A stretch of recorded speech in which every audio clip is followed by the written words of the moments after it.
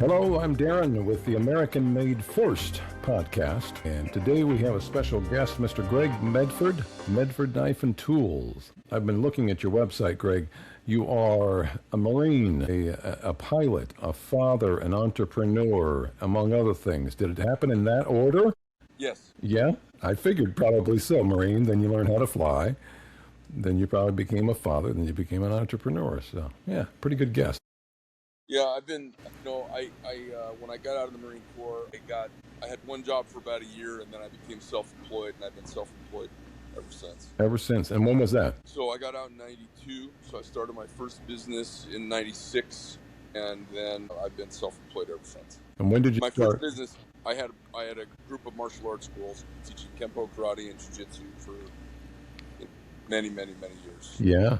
I'm fascinated with jiu-jitsu. I've never liked to be, I didn't wrestle in high school because I didn't like to be confined, but I hear jiu-jitsu is a lot of that and learning how to get out of it. Yeah, it's a thing. After that, I flew air shows for about 8 years, and then I started this company in 2010. Wow, a man of many talents. So tell me about your company. I've been looking at your website, drooling over a lot of your creations. 130,000 knives you've made since you started, is that right? Yeah, somewhere around that. That's a a lot of knives. Yeah, so,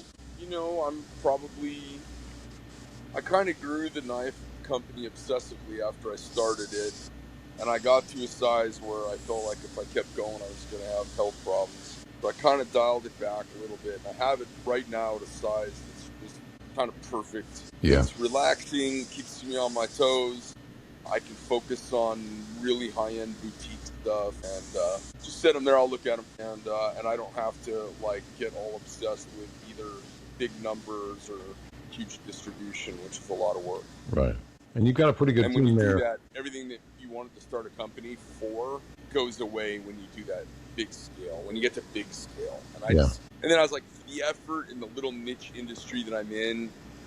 I think Maybelline sells more lipstick than all knife companies, all knives in all the world. Wow. So it's kind of it's a pretty small business. Yeah, well, you're not just a knife company. I mean, you're not. When you say you make knives, it's not like going to the hardware store or going to your local sporting goods store and picking up a knife. I've got a little lockback, pocket knife in my pocket, and it's a nice little knife. But your knives are another level. They are like what I'd call heirloom knives, something you'd pass down to the next generation, and that type of thing. But tell me what level they're at, because they're obviously not just a normal run of the mill knife. So I say this stuff without putting, I don't want to put down anybody else in my industry because they're all great guys and I know everybody. Sure. But the premium that someone pays for my knife is commensurate to the extra amount of handwork that goes into the fitment of the knife to make it the way it is. And there's nobody anywhere in any knife company who does what I do with frame locks. Nobody. Everybody, a lot of people make frame locks, but there is nobody who does what I do with frame locks. Very, very hard to find a company that you could lay down 50 knives and they all have a very, very bespoke, perfect feel to them. And like I pick up knives from everybody who makes knives and play with them for a minute, and there's nobody in the high-end frame lock titanium technology knife business that consistently makes a better knife. It's not bragging if it's true, like Muhammad Ali said. Right. It's not bragging if it's true. Right. It's a whole different. There are guys out there who do beautiful finish, really sexy design, amazing polish. But there is nobody whose knives are made for the level of use that mine are, that have the level of fitment that mine do.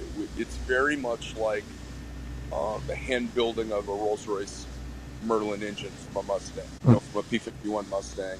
It's very much that hand finished last little bit that requires artisan craftsmanship. And a lot of guys make really nice knives, but they would have they couldn't get off they wouldn't leave my bench. They need a lot more handwork and fitment work. So that means, that last little bit is a diminishing returns of expense.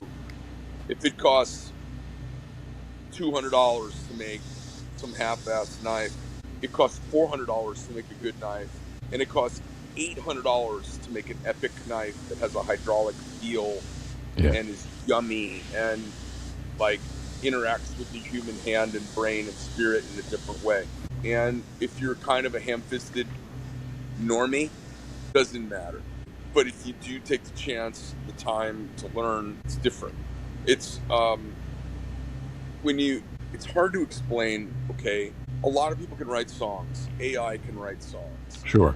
But a great song, there's something intangibly different about it. And I try for greatness with every single knife, because it's going to sound really esoteric and ridiculous, but if you're making things that people don't really need in a modern world, and you want to make them awesome, to make a name for yourself or have people feel something different, it's to elevate the human experience. Right. You know, what is a concerto with number one seat classical musicians? How does that differ than 4 high school kids playing the instruments? It's refinement and refinement and same exact notes, and it's the space in between and the refinement. So I don't take myself too seriously. I work really, really hard to earn the trust and show and have people feel the value when they spend their hard-earned dollars with me. But when you get a knife made by me, I want it to elevate your experience.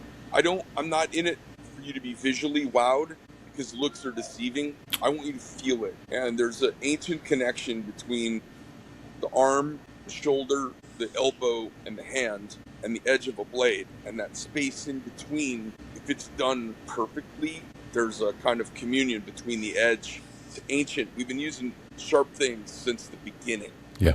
You know, there are no leftover clothes. There are no leftover shoes. There are no leftover maybe houses, but there's leftover knives and stone tools and axes from the very, very beginning of us climbing up out of the mud. And that ancient communication between the edge and a user, which most modern people have kind of lost touch with.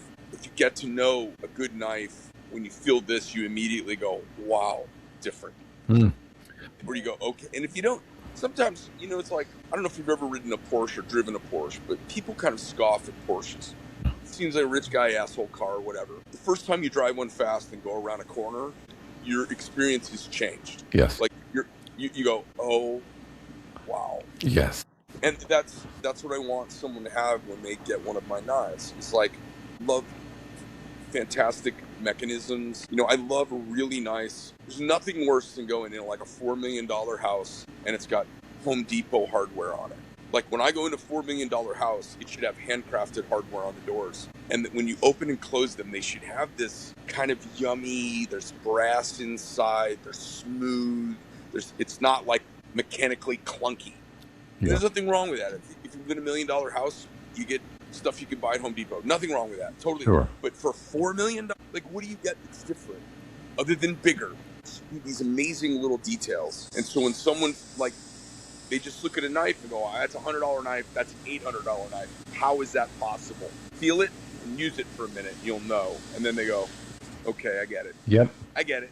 And it might have to be pointed out to you. You know, like a lot of people listen to jazz and it's like it's kind of messy. And then when you explain layered learning and you say, listen how these musicians are trading fours, and listen to how this is really Glenn Miller's In the Mood, and they've basically probably done some heroin or smoked some pot and some different, they're doing a very subtle intellectual play musically, and if your ear gets trained, you go, oh wow, holy smokes. Yeah. How is that the same thing? Or better yet, you go, hey, let me play you a bar from Mozart. Now let me play you a bar of Thelonious Monk. It's the same, and it's radically different to the untrained ear. You go, wow. So you kind of have to sometimes be educated to appreciate high-level things, because most of us don't really come from that. Sure. Yeah, I think I'm sorry. I was just going to say the analogy of the Rolls Royce hit home with me, because I've heard that the Rolls Royce engine especially it'll run 1 million miles if you take care of it, where no other manufactured mass-produced car is going to run 1 million miles. By the same token, I've had the opportunity to have some really nice high-level audio equipment in my home, in and out, and for a while, a high-end Bose speaker was fantastic to me. I was thrilled with it. Until I heard a $12,000 speaker or a $15,000 speaker. And my reaction was, like you said, holy smokes. I'm hearing Yeah. things in the old Dire Straits songs and Steely Dan that I never knew was there. Yeah, if you think your Harman Kardon or your Denon receiver is awesome, and you get in a Macintosh setup with tubes, Yeah. and you go, okay, with some really nice set of audio research or clips or something like that, you go, wow, this is totally different. Then you get spoiled. It's like that. And you don't want to go back. Yeah. It gets expensive, but you know what's funny? And I tell people this all the time. Life is too short to live cheaply. And they say, oh, I can't afford it. Yeah. And I say, if you're rich, actually can't afford to not live that way. And what you do, what I recommend, and I've had people say they've taken this advice and changed their lifestyle. Few people. Have less stuff in your life. Mhm. Have fewer things that are the absolute best. Yes. And you should never buy anything that your soul could allow you to put in a garage sale. If like, I look at something and go, could this ever end up in a garage sale? And you go, don't get it. You probably don't need it. Because you would never put a Macintosh receiver in a garage sale. No. You would never put your Porsche for sale at a garage sale. No. Would you put your Chevy Camaro Maybe. after it's got 80,000 miles? Yeah, maybe. And maybe. there's nothing wrong with that. But you can, most people spend money not wisely for experiences that don't elevate them. And I say if you're not wealthy, you can't afford to buy cheap. Yeah. As I was perusing your website and looking at all these different knives, the first thing that came to mind, when someone retires, they get the proverbial gold watch. I thought, wouldn't it be cool, instead of giving him a gold watch, give him one of the Medford knives. Something he can really set him apart, something different, something he can appreciate and have the rest of his life and pass on to his son or his grandson. Yeah. Timepieces are very analogous to this, right? So timepieces, we like them because of their complexity, their complication, their refinement. And then good watches, if you know about them, they have these subtle little design cues taken from motorsports or from diving or spec warfare or whatever. Watches are awesome, but it is very rare the next generation cares much about the same thing. Yeah. I will tell you, a knife is such a primordial, ancient, original tool that everybody gets it. When you buy one of my knives, and I've said this phrase for years, when you're laying in your coffin, you're having the wake, your son's gonna, if he doesn't already know, he's gonna come up and nudge mom and go, hey mom, where's dad's pocket knife? Where's his knife? Yeah. Yeah. And I'm a guy who uses my hands for stuff. I have tools that my grandfather used in mixed into the things that I use. And every time I pull one of them out, I think really tenderly about them, and I have these little flashing thoughts, I wonder, man, how many times did he try to do this with this? How many times did he work on a light switch with this? How many times did he use these tin snips to fix some duct work? And then so I've got those things laying around and they speak to me. And watches are like that. Not everybody's into the watch thing, and especially as soon as we got phones, we have perfect atomic time in our hand all the time. Sure. Yeah. But knives they're just amazingly useful. I never carried a knife till I had a knife company. The only knife I ever carried was when I was in the Marine Corps, when I was deployed. Yeah. And then after I said, well, because I better start carrying a knife since I own a knife company. And I use the damn thing all the time. And who's not? It's crazy. You know who uses knives the most? Who are surprised the most? Women. Women are the ones going to the front door getting the Amazon boxes. Oh. Women are the ones opening stuff up to see what's inside. Women are the ones who are primary shoppers in still most traditional households. And so they're the ones asking the kids to go run and get the scissors. Go run and get the scissors. And they say, I talk to girls and I say, hey, listen, carry a knife for a while. Tell me if you like it. I've done it at least 100 times. And they'll be like, I don't know. And listen, carry the knife. If you don't use it all the time, you give it back to me. You can have it for free. And I'll get a call in a week. Go, okay, Greg, thought it was a joke, and I use this thing 4 times a day. And I go, yeah, I get it. I've carried one since high school. My grandmother said I should never leave the house without it, and I feel naked if I don't have my knife on me. Yeah, I feel naked without my wife too. Well, now you've got a whole team. You've got 14, 15 people there in your team that help you with this? Well, I have about 30 right now. Wow. And I had my company is currently half the size of its biggest size. Okay. And Yeah. you market through dealers, but you also sell direct on your website. Is that right? I do. I have found that the dealer relationships are wonderful, but retailers are not hip on taking risks on products. And what they're really good at Okay. is not wanting to miss out on making a buck. So I generally will try to spur the market in the direction I want it to go and spur my customers that way rather than try and get the dealers to carry my flag for me. Okay. All right. Now you talked about the difference between a $200 and an $800 knife, and it really comes down Yeah. to the detail and the time that you put into it. Yeah. Give us an idea for how much time does it take to produce one Medford knife? Well, as soon as the steel is pulled off the shelf, it's between 90 to 120 days of process. Now, that's Wow. not really fair because we make a lot of knives in groups so that we're not making them one at a time, which is the most inefficient way to do it. Mm-hmm. For some scale, what we tend to do is about a 90 to 120 day process, boulders or fixed blades. And it's because it's got to be blanked out of rolled steel. It's got to be ground flat and parallel, but oversized. Then it's got to be, and that's either surface ground or double disc ground for the titanium. Then it's got to be milled to a precision depth that it counts for the oversized nature. Then it leaves milling and goes back to the titanium handles are done and they get tumbled down smooth. And then the knife blades at that point, they go for the first bevel grinding.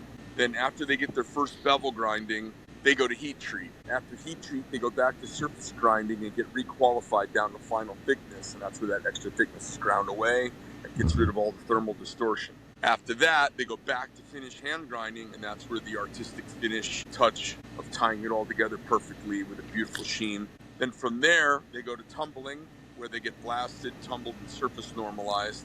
Then from there, they go to post-process or assembly. So there's a lot of steps, and there's no way to cut any of those out.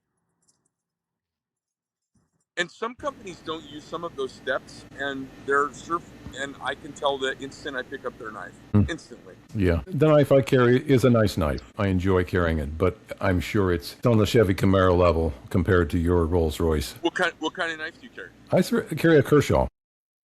Kershaw's great. Great company, really good products. Some of the best production knives for sure.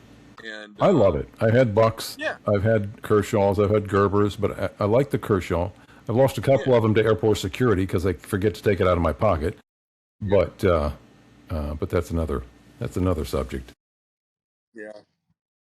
But no, I'm so impressed with your knives. They're like museum pieces. They're like works of art. And I would encourage everyone out there to take a look at your website, medfordknife.com.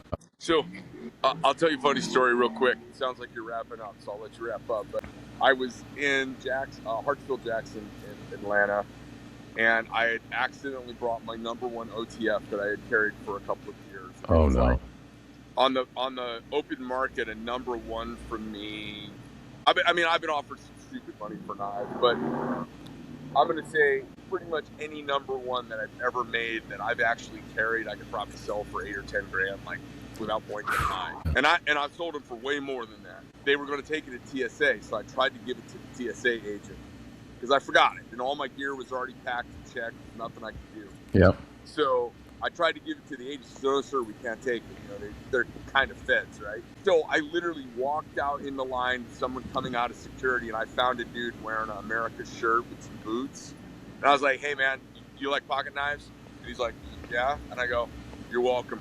So it's funny, I got this email from him like 6 months later, and he was like, "Dude, I had no idea." Holy shit. It's kind of funny. That's a great story. What a lucky man that was. Yeah, it was funny. But that's a good idea. I tried to do the same thing. I said, "Do you have a son? Do you have a grandson? Give it to him." I said, "No, I'm sorry. It goes in the grave. They call him the graveyard. It goes in the graveyard. I can't touch it." I don't believe him. I told him, I said, "Don't you dare throw this knife away. It's worth thousands of dollars, man." Yeah. "Oh, I can't do it." He said, "Why don't you just go mail it?" I said, "I got to catch a flight, man. I can make more." That's true. That's true. Yeah. Was there anything else? Why? I know you're very American-made type of guy. Why? Yeah. Tell me about your convictions there. Why American-made? Why not source materials from somewhere else and save some money? Well, I do source materials. Like I get some steel from Europe, and I'll get some hardware out of Taiwan, and I'll get, but almost everything I get some parts out of Taiwan. But I like the Taiwanese. I like that they're the enemy of my enemy. Mm. And I like Taiwanese. They're kind of like Americans. They don't want to be messed with. They really want to work. They want to kind of be left alone. They want to be free. So I do some little things with them. I'll have them make some G10 parts for me. I'll have them make some titanium stuff occasionally, but no major knife parts. But the reason why I am this way is because everybody virtue signals phony morality. If you love America and you like the values we have. Like the funniest thing in the world is trans, gay, activists, LGBTQ, pro-LGBTQ people. They hate my guts. And they'll be walking around with a bunch of stuff made in China by virtually slave labor. Mm. And so I'm like, listen, man, stick your morals up your ass. You live, and your dollar is your morals. How you spend your dollar matters. And so you like all these rules about fair treatment in the workplace, and you like all these rules about the a living wage, 40-hour work, just on and on and on and on. And then they're wearing all this stuff made in Asia, and I go, you're a liar, you're two-faced, you're dishonest, or you're dumb because you want all of this from your countrymen, but you want to go to Walmart or someplace that's a portal for basically skirting all those rules. Yep. And Most so of them for are me, probably ignorant of it. They don't realize what they're doing. It's a little bit of that, and it's a little bit of selective hearing. It's selective morals. True. So, I'm radically for the freedom of Americans and the individuality of Americans. I'm radically for that. I've had people call me a racist for stuff that I say that's not even borderline racist. But I'm willing to say the truth. And the world's been we've been sale pitched over by these big corporate news entities. We've been sale pitched. We've been propagandized. So I say out loud, I'm well read. I'm very worldly. I've been all over. I understand macro and microeconomics quite well. I could talk with Milton Friedman or anybody else, like, let's go. And the last thing I'm going to do is have some skinny jean hipster who doesn't know how to change a tire, wearing phony lumberjack clothes made in a foreign country, lecture me on morality.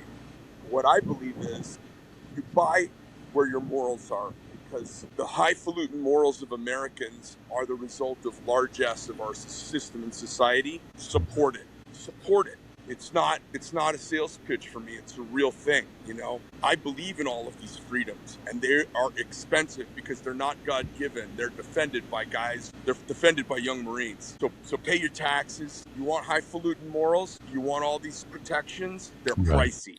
They are pricey. Yep. Oh, it's too expensive, Greg. And I go, okay, well then you're a liar. Be consistent. Which is it? Do you believe it, or do you need a cheap belt? You know what I mean? Right. No, I like your approach. Let's buy fewer things and buy better things, and let's buy them from people that are our fellow countrymen. Let's support what we believe in. Yes, and then we don't. You could go through the average person's house and fill up a two-car garage with the crap they don't need. Yep. That doesn't elevate our life. So if you hear some modern lefty talking, they talk about socialism and Marxism like it's a good thing. That's just because they're ignorant. But they're onto something. The thing they're onto is conspicuous mediocrity and awful consumption, ignorant consumption. Like, that's a real thing. So call it what it is. So you want to buy a firearm? That's great. I don't think we should have cheap, awful firearms. I think we should have really nice, well-done firearms. American cars, they should be awesome. Make them awesome. Make them awesome. Yes, absolutely. Yeah, make it awesome. Make it so that people make it worth it. Want to pay extra to have that car. Make it worth it. Make it worth it. Yeah. It's not extra if it's real. What was that? It's not extra. It's not extra if it's real. If it's real, right? Yeah. Yeah. And so I heard this Frenchman talking about shoes, and he said these cost a lot, but they're not expensive. And I went, oh. It was just like, it was the perfect French thing to say. Yeah. Yes, they cost a lot, but they're not expensive. And the guy said, well, what do you mean they're not expensive if they cost a lot? And he goes, cost a lot and expensive are not the same thing. Cost a lot is a number. Expensive is a valuation. A knife that has all of this effort and intrinsic worth to it, It may be the best deal. It may have $2,000 worth of work in it. You pay $1,000. It just costs a lot. It's not expensive. No. What's expensive is a $150 knife that needs to be replaced every 18 months. You got it gets loose or rattly, or the company doesn't support it because they really didn't make it. It's imported from other places and they don't have replacement parts. That's actually expensive. Well, from what I one of these days, I'm going to have one of your knives in my hands. I'm going to check it out for myself. But from what I can see, what you make is real American, real stuff. And I appreciate it. Appreciate your time. I know we had a little tough time connecting initially, but I appreciate your flexibility and your time and the education. And I'm really excited to get my hands on a Medford knife one of these days.